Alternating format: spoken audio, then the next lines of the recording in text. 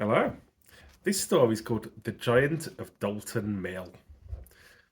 Now, at Dalton, in the parish of Topcliffe, there was an old corn mill back in the day, with a miller's house attached. In front of that miller's house, there was a long ridge or a mound that was always known as the Giant's Grave. And in the mill, there was hanging on the wall a long, straight instrument, like a giant sword or a straightened scythe blade, that everyone knew was the giant's knife. Well, while the mill stood, these mementos were visible for all to see, so they knew the truth of the following story of the giant of Dalton Mill.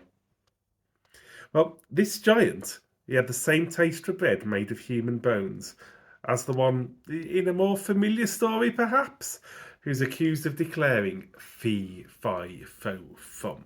I smell the blood of an Englishman.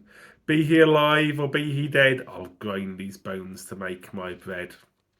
Well, one day this giant of Dalton captured a young lad on the adjoining wilds of Pilmore, who he took home and kept alone, secluded in the mill, working as his servant.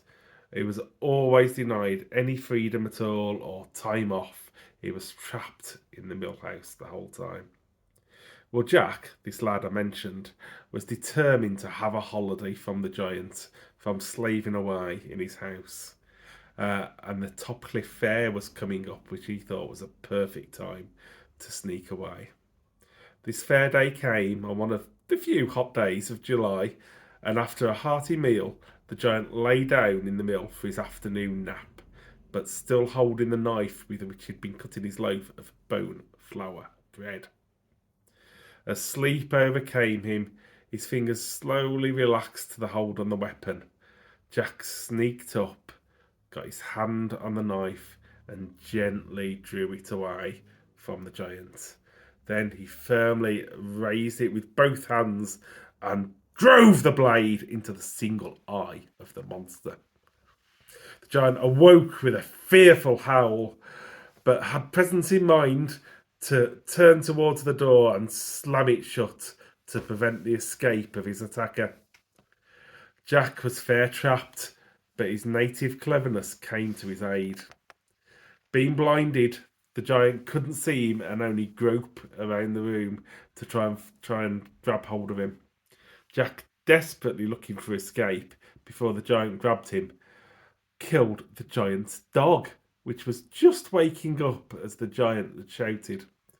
It took him just a few minutes to skin the dog and throw this over himself to pretend to be the dog itself.